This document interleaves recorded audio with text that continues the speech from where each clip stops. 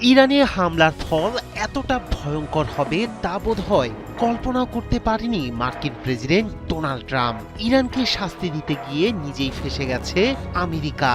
যুদ্ধ শুরু হওয়ার পর থেকেই কয়েকজন মার্কিন সেনাকে আটক করেছে তেহরান, অথচ ওয়াশিংটন নাকি সেই সত্য গোপন করে বলেছে তারা যুদ্ধে নিহত হয়েছে। ইরানের জাতীয় নিরাপত্তা পরিষদের প্রধান আলী লারিজানির এই দাবি ঘিরে নতুন করে তৈরি হয়েছে তীব্র উত্তেজনা।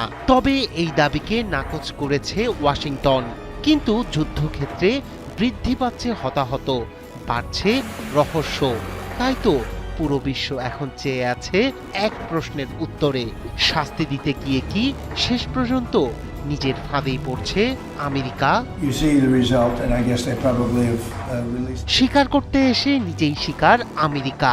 মধ্যপ্রাচ্যের চলমান সংঘাতে এমনটাই দাবি করেছে ইরান।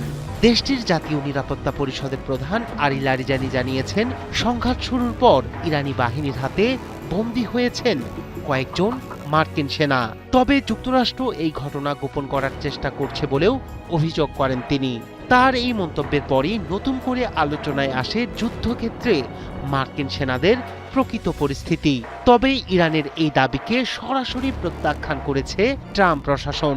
মার্কিন সেন্ট্রাল কমান্ডের এক মুখপাত্র বলেন, মার্কিন সেনাদের আটক করার বিষয়ে ইরানের দাবি সম্পূর্ণ মিথ্যা। তবে যুদ্ধের বাস্তবতা দেখাচ্ছে ভিন্ন চিত্র। গত 28 ফেব্রুয়ারি সংঘাত শুরুর পর থেকে অন্তত 6 জন মার্কিন সেনা নিহত হয়েছে বলে স্বীকার করেছে আমেরিকা। এদিকে হতাহতের সংখ্যা আরও বাড়তে পারে বলে সতর্ক করেছেন মার্কিন প্রেসিডেন্ট ডোনাল্ড ট্রাম্প এবং প্রতিরক্ষামন্ত্রী পিট হেগসেট। আমেরিকার অভ্যন্তরীণ রাজনীতিতেও প্রভাব ফেলেছে এই যুদ্ধ। ট্রাম্পের রাজনৈতিক ভিত্তি মেক আমেরিকা গ্রেট অ্যাগেইন শিবিরের মধ্যেও দেখা দিয়েছে বিভাজন। অনেক সমর্থকই প্রশ্ন তুলেছেন, নির্বাচনী প্রচারণায় ট্রাম্প প্রতিশ্রুতি দিয়েছিলেন তিনি নতুন কোনো অন্তহীন যুদ্ধ শুরু করবেন না।